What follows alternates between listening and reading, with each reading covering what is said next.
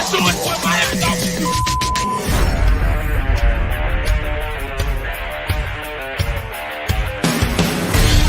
The pressure, he's in trouble. Loses the football. Touchdown! Got it! You have got to be kidding me. Jalen Waddle. It's a Dolphin touchdown. Going deep upfield on the near side. Man open. Touchdown! Looking deep. He's got a man. Touchdown! The run from Tua Tagovailoa. Touchdown! He's going deep. He's got it for a touchdown!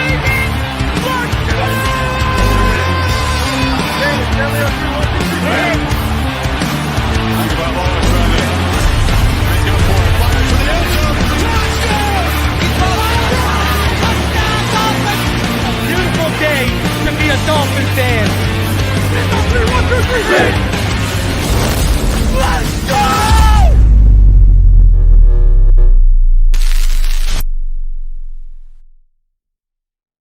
What is good, Fit Nation? What's good? It's your boy Reason, and we are back here for another one on a special Friday night edition as we are joined by a longtime friend of the channel. Been on here. We're getting out a handful of times now, David. Welcoming back David Furones of the Sentinel. I thank you for taking some time out of your busy Friday night schedule to join me, David. Absolutely. Always a good time on with you, Reason. Appreciate you, man. Always great insight, always great conversation. Love talking ball with great minds like you. Let's jump into it, man, because it's an exciting time to be a Dolphin fan. I mean, we're only a couple of weeks away from meaningful football, David. But on top of that, just when I've said this before, but just when we thought we were out of the running back market, David, they suck us back in as Jonathan Taylor is now the talk of the town and apparently the apple of McDaniel and Greer's eyes. Before we get into like specifics of this, what are your thoughts generally on the situation right now and their pursuit of Jonathan Taylor?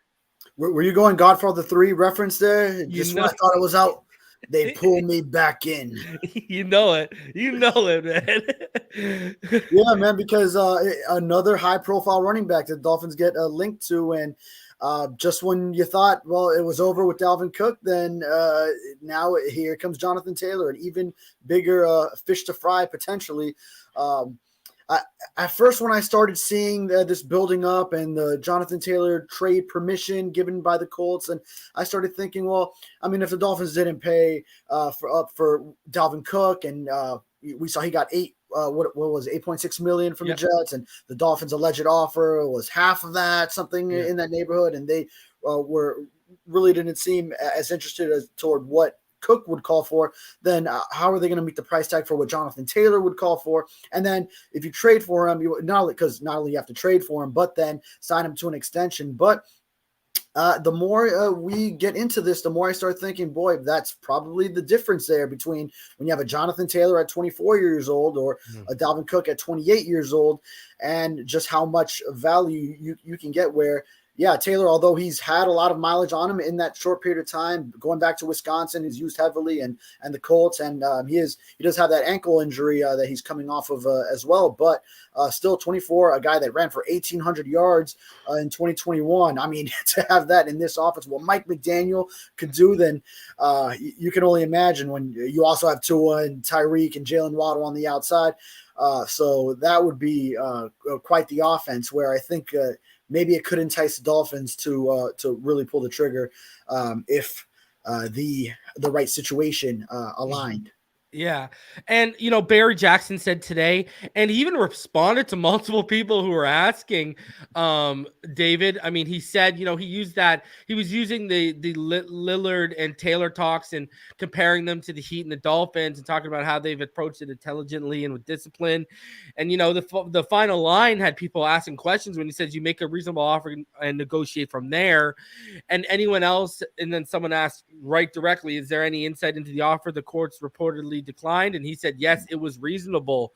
And so he even confirmed, like, yeah, it's reasonable from what he's heard.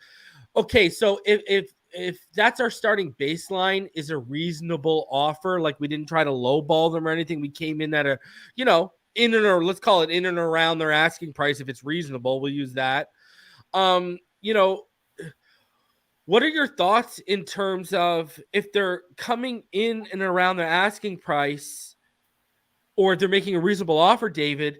We're all worried about the Wilkins money. I mean, a guy like me is worried about Robert Hunt's money, because if he hits that ceiling he's flashed, we could be talking about a guy who's asking for 10 or more million per year, And, you look at Zach Seiler. What are you going to do with Wilkins or Seiler? I think we can both agree there's no path to keeping both of them. But David, does this tell you that they've made such a reasonable offer just in the first attempt, and they've continued to stay in negotiations, that Brandon Shore and Chris Greer have already become to a comfortable level with fitting Jonathan Taylor and clearly a $10+ million contract for running back into the books going forward? Yeah, clearly that seems to be like a call the Colts bluff if they're out there saying, well, we're not going to pay Jonathan Taylor his money. We're not paying that running back money, and then that's at the root of all of this, and the trade request, and then if they want a first round pick out of it, then there's two contrasting, kind of conflicting ideas there. Well, you value him enough to seek out the most you can get in a trade, but you don't value him enough to pay him what he would be worth. So, a reasonable offer there, which, I mean, I wouldn't go for a first round pick, let's say, but if that's really what the Colts asking price is, I think a lot of people don't believe that they would get that out of it, but a second and something else, some other kind of swap along with that would be reasonable to me. And I think this organization wants Mike McDaniel to be able to draft in the first round. Finally, he's gone 2 drafts and hasn't been able to make that first round pick for a multitude of reasons. I mean, bringing in Tyreek Hill from one first round pick being packaged in that deal, Bradley Chubb, another one. And of course, another one lost in the tampering violations pursuing Tom Brady and whatnot. But I think that is something that Chris Greer does want to give Mike McDaniel the chance to do. And Mike McDaniel, he values the running back position probably more so than maybe a lot of people are around the league. And we know he's a guru in the run game. We know he's not afraid to buck trends. So maybe if everyone's zigging and saying, okay, we're not going toward those running backs, he might zag and say, well, if you guys don't want him, I'll take a Jonathan Taylor for sure. Listen, if we're turning into a passing league and defenses are going to be built to stop the pass, what's the best way to counter that? Run it right up their gut and down their throat, right? Like, you can see he's trying to, like you said, buck the trend, because listen, no matter how much of a passing league this league becomes, the running game will never, ever, ever go away. And what it could do for, a team and an offense, especially that has an explosive passing game already, like the Dolphins. So Destin Adams, I know you've probably been seeing him all over Twitter. He's for A to Z Sports, and he's been covering this from the Colts side. He said that a team source shared with him that the offer made by the Dolphins didn't meet the criteria in return, quote unquote, wasn't even entertained. And he goes on to say, this doesn't mean the offer wasn't reasonable. It just didn't meet the Colts asking price. He said that price of the package includes that first round pick you mentioned and people not coming up, or a bundle of picks that equate to that value. Listen, he doesn't think the Colts are going to budge on their asking price. And if they don't get it, they're going to essentially potentially try and repair this relationship with Jonathan Taylor. And man, I've been told that it's basically almost irreparable. What do you feel?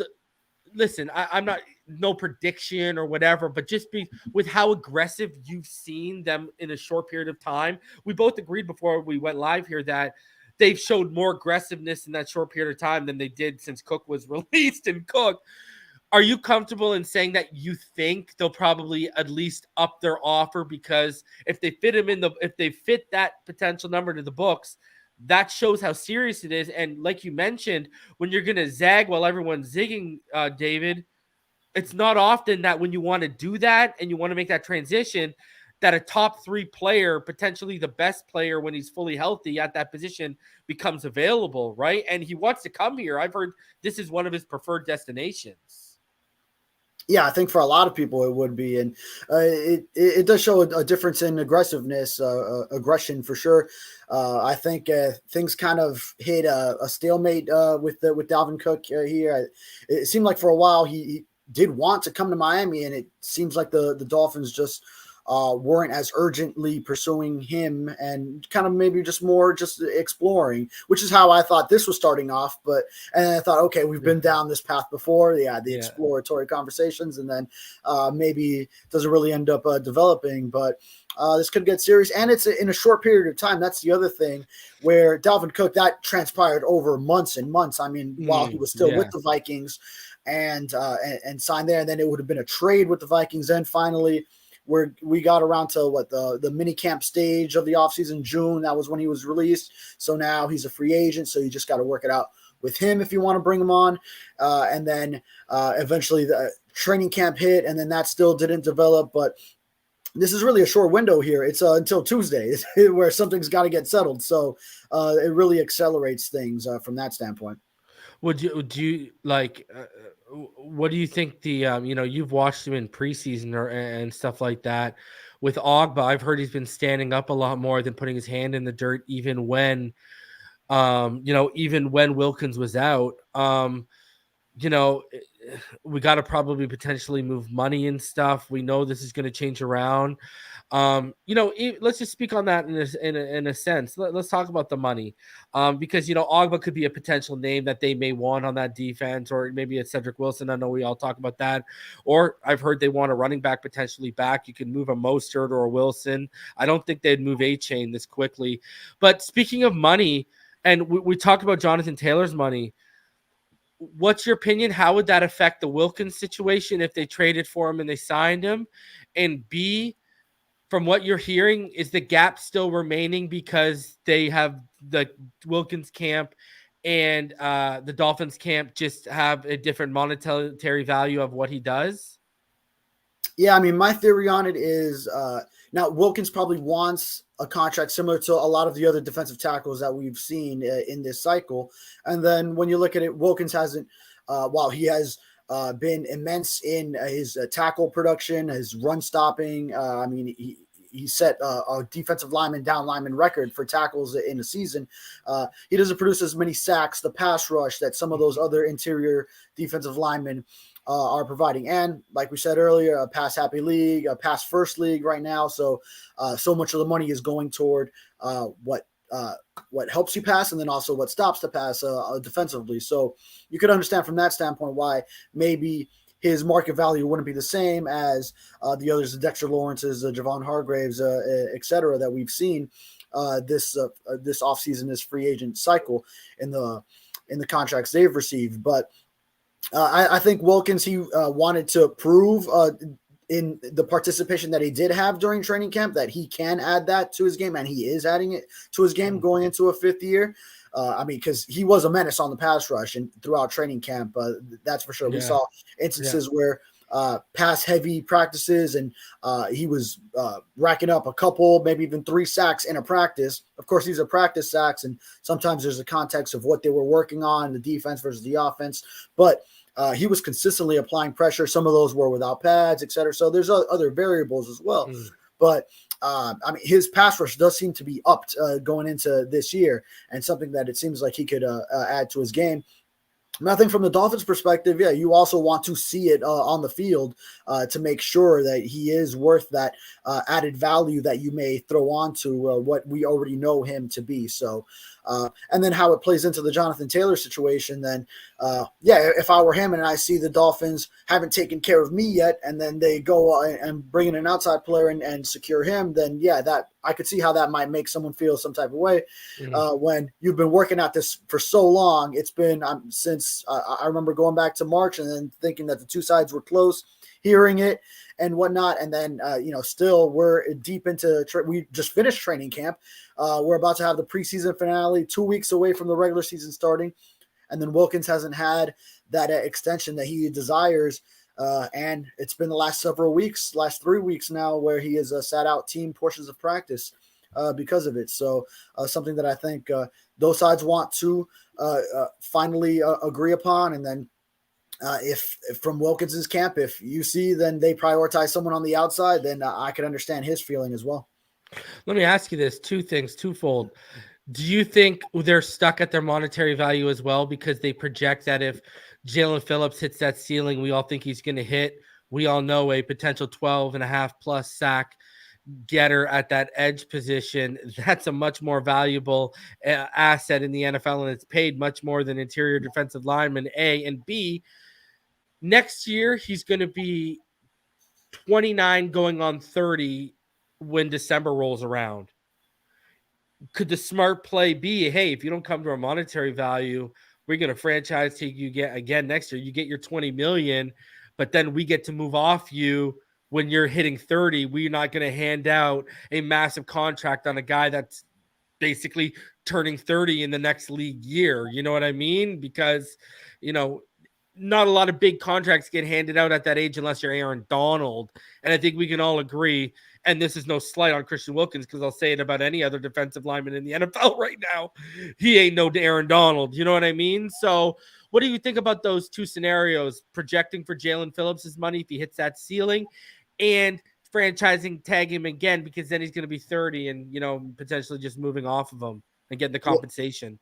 Yeah, those are all reasonable thoughts, and I think part of the reason why probably Wilkins has some urgency to get a deal done, and is because he's probably factoring these things as well. There are a lot of players that the Dolphins have, not only Jalen Phillips, but then Jalen Waddle is going to eventually come up, and Javon Holland, and we talked about Robert Hunt, and so on.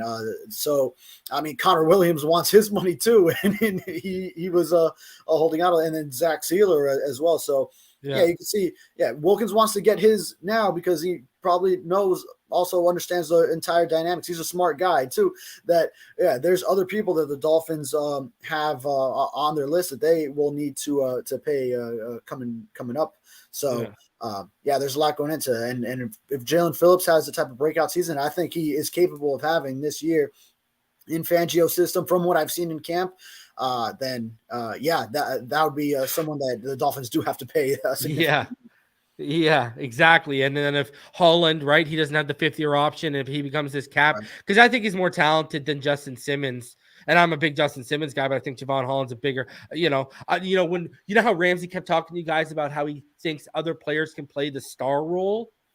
I think he's talking about Javon Holland can play that star role. I mean, you saw him at Oregon. He played the slot, the boundary, the box, single high on the perch.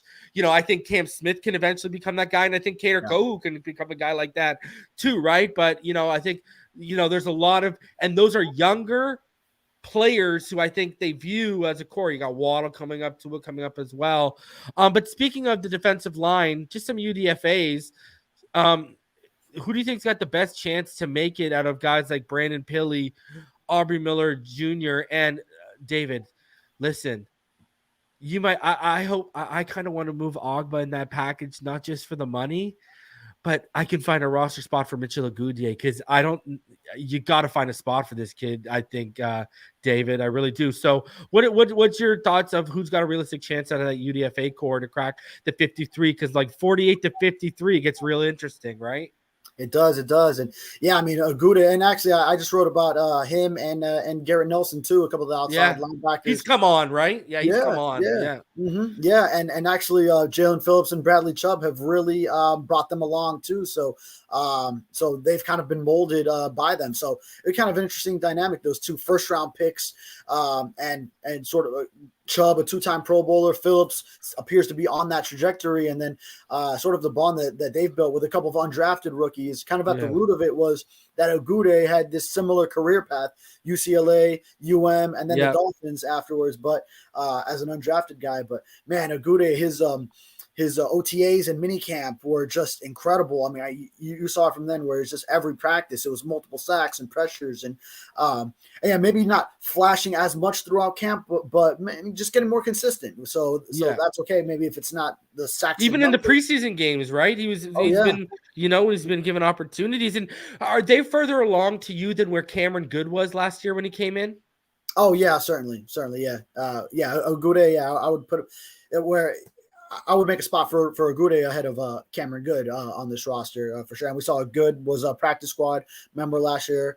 I think the team probably would want to keep him in that same spot as well. Just when you look at the numbers and realistically who can make this roster. And you mentioned Brandon Peely too. I wanted to talk about him because I thought from the moment they signed him and then gave him decent guaranteed money for an undrafted guy, I saw him as that backup nose that realistically could be that guy where he backs up Raekwon Davis in that role, and the Dolphins needed someone there. And they've tried to bring on Deshaun Hand and such recently as well. Twyman's been decent too, eh? Twyman has had a decent camp. He's had some flashes as well. Josiah Bronson is another one every now and then. So they'll have good depth even going down into the practice squad too, where whenever you need to elevate a guy, then you can bring him up. Now, Vic Fangio early in training camp, he was saying, boy, we need a couple of three more. We need. But did you see Peely's game stepped up when Deshaun Hand came in that building, David? Oh, yeah. It was noticeable, right? Like he responded, right? That's a pretty good point. Yeah, he saw some extra competition coming in and said, well, I've got to step my game up too, because it's not just like a numbers game where if you're looking at it and say, oh, well, I would have to be the backup nose tackle the way it's right now. No, now all of a sudden there's some more guys on that D-line being brought in. So, that's one way to motivate a guy. Cut it to me straight, brother. I caught Chris Perkins in his article yesterday, okay, in the Stock Up, Stock Down article that you guys did every day. He basically said Isaiah Wynn's a starting left guard on this team. Are you in that same? Please tell me you're in that same realm, brother, because I can't take another snap of Liam Eichenberg. And David, that run game, when Wynn comes in there, like Gaskin's big gashing runs were Wynn in there. Like, listen, I get his feet need to be worked on a little bit in pass pro, and they're saying some things that need to be cleaned up in pass pro, but even still, I'd take him in pass pro over, where Liam's at. But the run game, what he does in the run game alone, then we got Jonathan Taylor. I'm going to tell him, you see Armstead and you see run to the left, sir. You know what I mean? What are your thoughts about Isaiah Wynn and left guard one right now? Yeah, I would think he's got to be the favorite. If not, you don't want to call it until it's done. Yeah. But that was some valuable time that Liam Eichenberg missed too. Coming off the first preseason game and then missing the joint practices in Houston, sitting out that game. Mike McDaniel said that it wouldn't have been fair to him to put on some tape that wouldn't have been representative of him. He said the same thing for Lester Cotton as well, who had something he sat out for as well. So.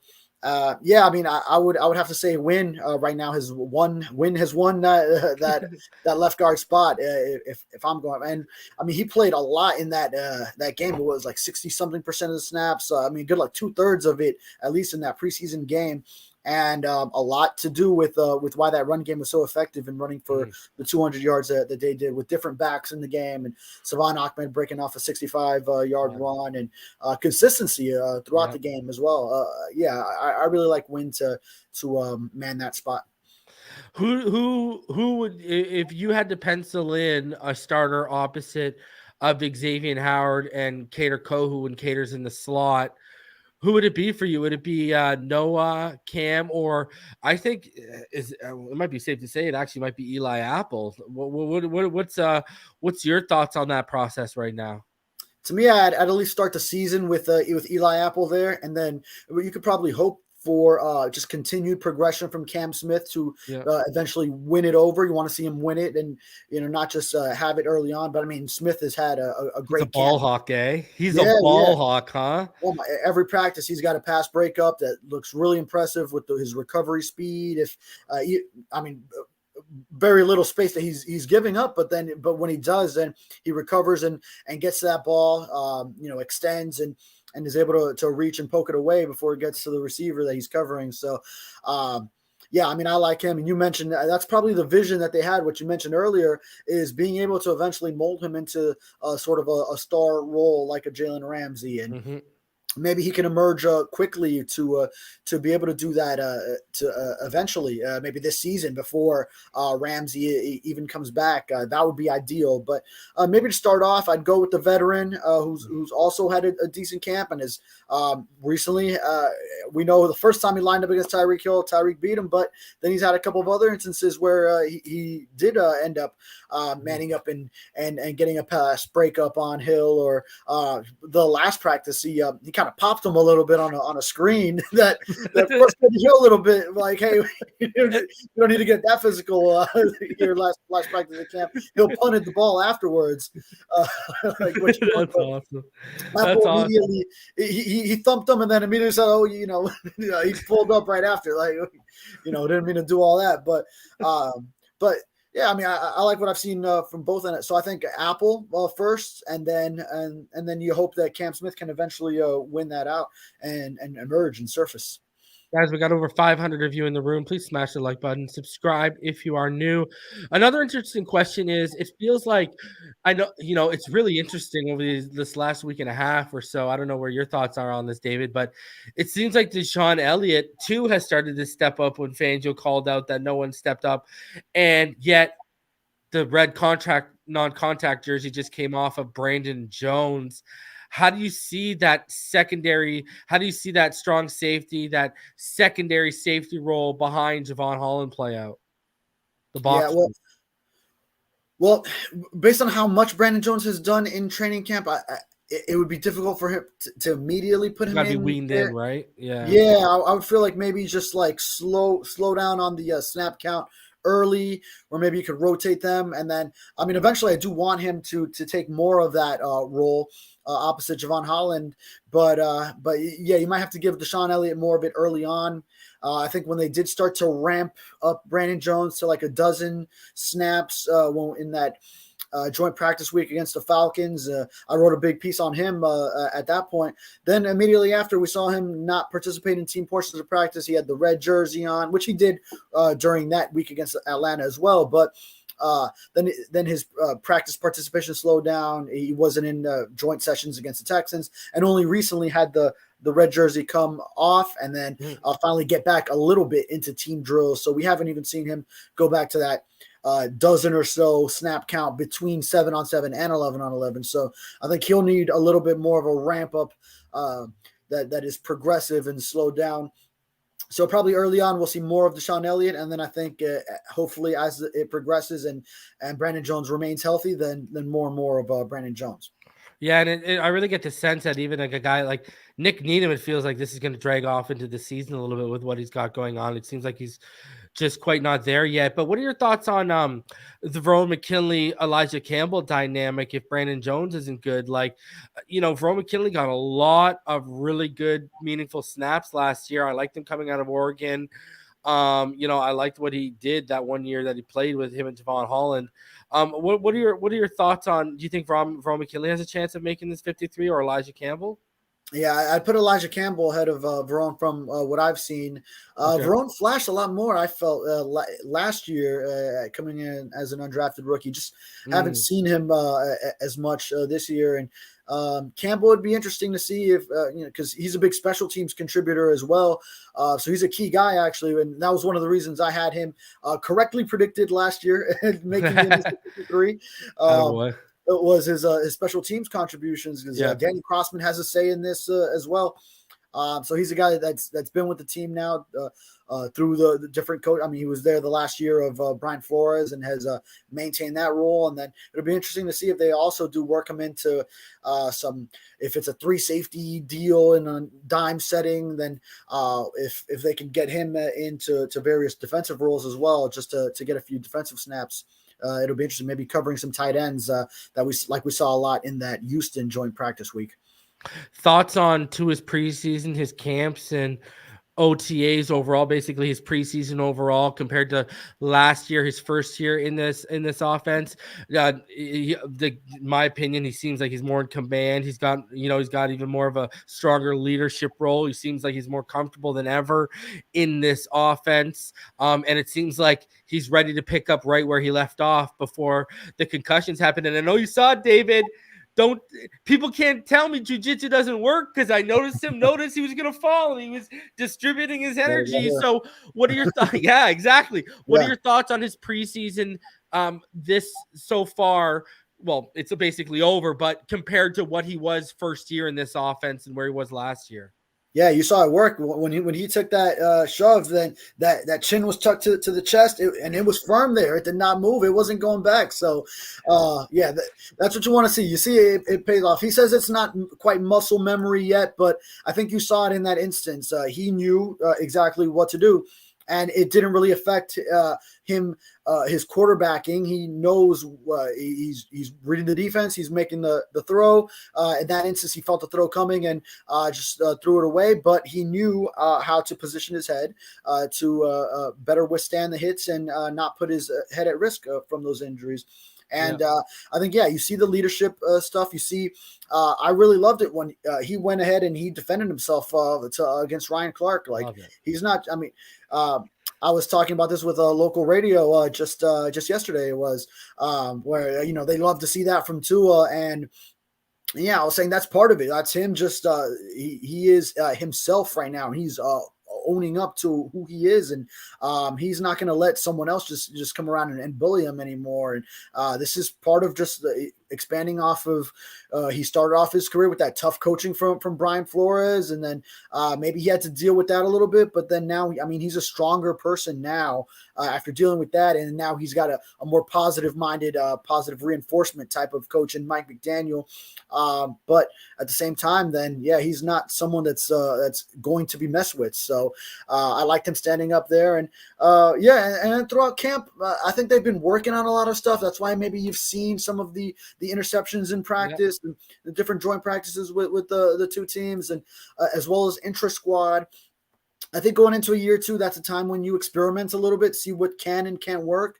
So some of those things you check off. All right, that's not something we're going to go to, or that's not a ball that Tua can fit in that scenario. And we've seen he's also just been strong-minded in bouncing back from any mistakes.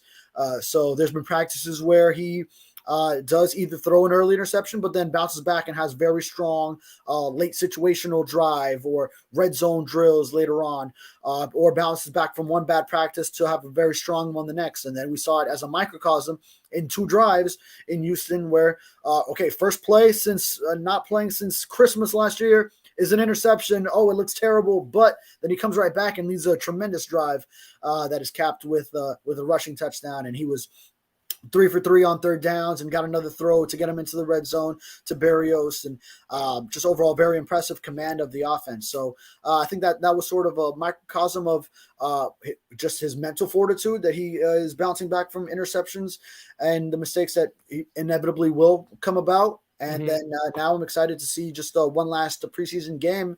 Mike McDaniel said more than a series, less than a half. So it brings some value to a preseason finale to get to see that much from Tua and a lot of the starters. For real. I sent you some. I know I asked you. Did I sent you some of that Salty Tua merch, right? Was it? I think I've seen it. Or maybe it was the Big Vic Energy. Oh, was it the Big Vic Energy? Yeah, I'm gonna send you. If you want a mug and a shirt, I'll send you a mug and a shirt for a Salty Tua, the one that Joe Shad was holding up. Oh, that's right. Yeah. Yeah. I know. I hit you up like that. Yo, let me know. I'll hook you up with a shirt, a mug, whatever you want, man. That stuff, it's classic, bro. Every time he gets mad, throw it on. That's all you gotta do, bro. Even if you're at home and cleaning, throw on the Salty Tua shirt, bro. Because I'm telling you, I love it when he has a little edge to him. And you know what? That's listen, you can, I know you're first in there firsthand, but the culture has changed. Players want to play. Players are coming out of their shell, not just Tua. Even Jalen Phillips. Remember, Jalen Phillips had a sports therapist because of Flores and those guys and what they were doing to his confidence. Like, it's just, brother, it feels like the dark clouds just parted and like sun's radiating on us. And ever since Flores walked out, like ding dong, the witch is dead type thing. That's the Mike McDaniel effect. It is. That's what we feel in the media when he walks into that press conference room. It really brightens our day. Yeah, man. I only got a couple of things left to ask you here. What are you going to be looking for in the Jags game this weekend? Obviously, certain position battles that haven't been cleared out. Cam Smith will get some reps, and certain position battles that are going to be wanted to keep an eye on, even depth battles. What are you going to be keeping an eye on, Skylar Thompson and how he plays? And what are you going to be looking at heading into this Jags game this weekend? Well, at least for Skylar, it was good to see him bounce back from that tough first preseason game. So I think that already appeased a lot of concerns maybe after that was rough with the 3 turnovers against Atlanta, where some even started questioning, and I never went this far, but whether he would make the 53, which I thought, well, I mean, in this day and age, you'll need the 3 quarterbacks, especially on this roster, and what we saw last year. You want to make sure you have that, and just Skylar already having done that the previous year. But and just knowing that we're going to see more of the offense, more of the first team offense, first team defense, then that'll be good to see. Just starting off as a starting point, get those last just positive reps, feeling good into the regular season 2 weeks before the games start to matter, and then just some of those position battles and even depth battles, probably more so depth battles, just the final spots on the roster, getting solidified, someone winning out in those. But like we said, left guard, I would say I think Isaiah Wynn has definitely taken the bull by the horns there.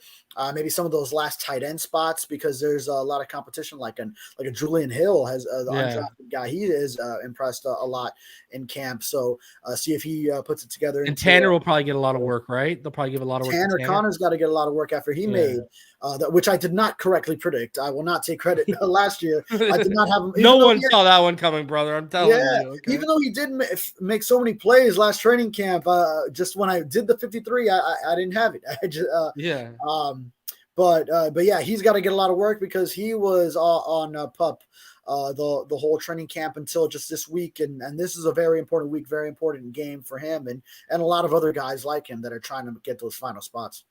Yeah, that tight end room is something else right now, huh? Like, that is, talk about an unknown other than Durham Smythe going into the season. Holy. I wanted to ask you, who was your most improved offensive player and defensive player that you saw in training camp this year compared to last? Well, I'll start with defense. I think this one's easy. And even though he was already very high up, I mean, Jalen Phillips, the camp he had was just tremendous. I really have him as a breakout player. I think his sack total this year will get him into a Pro Bowl spot, even though that's always very difficult with how many talented pass rushers there are and how many guys are capable of racking up those sacks. But I think just we've seen the pressures from him, and what he's had, like the 8.5, 7 sack seasons. But now I think he'll take the next step into double digits. Just the consistency with which he's been coming. I think that pass rush win rate will finally start to really translate into more sacks overall. And then offensively, I mean, Savon Ahmed has had a strong camp, and he had a good 10-year. He didn't fade like he does year prior, right, David? Yeah. So, I mean, off the top of my head, he might be one that I say on offense, as far as that has been here before. What about Izakama? What do you think of him this year? Yeah, I mean, he did have a strong camp even last year too, but then it didn't translate into the regular season, and more so for him than his skill set was just understanding the playbook and how an NFL offense is run, and sort of the mental aspect of it. So I think he's probably made strides there. Actually, he had a big exclamation point to his camp, winning this one-on-one against Cam Smith. We thought the practice was over, the last practice, and they lined up for some one-on-ones, got young guys going up against each other. And the first one was Ezekama going against Cam Smith. And it's a one-on-one with the whole field. It's not even half the field. It's just they got the whole field. But he beat him deep, and actually give credit to undrafted rookie James Blackman, quarterback, throwing what was a perfect ball. Yeah, I mean, nice. His best throw of camp, I'll say. It was 2 stints when he was waived and then came back. So that was good to see. But yeah, I mean, Ahmed just throughout camp, where we come in with this idea of Devon A-Chain, and then we were confusing A-Chain and Ahmed so much, both because of their build, and then also the 2.6 and the 2.8 on the Dolphins jerseys are so close to each other that we were often confusing them. And we think, look at the shoes. One guy wears orange, the other one always wears white. That's what I do with Ahmed. That's a good point. Yeah, but we're thinking, oh man, look at that speed from A-Chain. That's that speed we knew about from the combine. And then, oh wait, that was Ahmed. Oh, all right. That's hilarious. And finally, brother, if you had to make one, what would be a bold prediction you would make heading into this season about the Miami Dolphins? A bold prediction on the Dolphins. Boy, yeah, I don't know. Give me like a multiple choice or something. Let me see. I got okay. Winning the division. Okay. Tua in the MVP race for the whole season. Right? Okay. Tyreek Hill breaking 2,000 yards. Jalen Phillips with 15 plus sacks or more. What else? Well, another bold prediction. Oh, we have a top 10 offense and defense. Ooh. Okay. I wanted to go with the Phillips one, but I've already said that I think he'll have a breakout season. So maybe that top 10 offense and defense. Maybe it's also because it's the last one I heard. But I like the prospects of that. We already saw the offense. It was number 6, if I'm not mistaken, last year. And then I really like this defense to take that step with Vic Fangio now leading it. And even though you won't have Jalen Ramsey until maybe December, maybe he comes back sooner with his ability to recover. And I think he is motivated to beat that recovery timeline. But even if you don't have him for that long, I think the defensive front, the front seven, has been so dominant. I think it can really lead this unit. And then you still have Javon Holland back there. I think Xavier Howard will have a good year with less strain on his legs and those quads from the fewer man-to-man reps that he'll be playing and more zone coverage, eyes on the quarterback. That I think that'll let him be a ball hawk. And at this stage in his career, that'll be a good little transition for him where he can get back to racking up some interceptions. And so, I mean, I really like for this team to be really well balanced between the offense and defense and possibly, maybe they're top 10 in both those areas.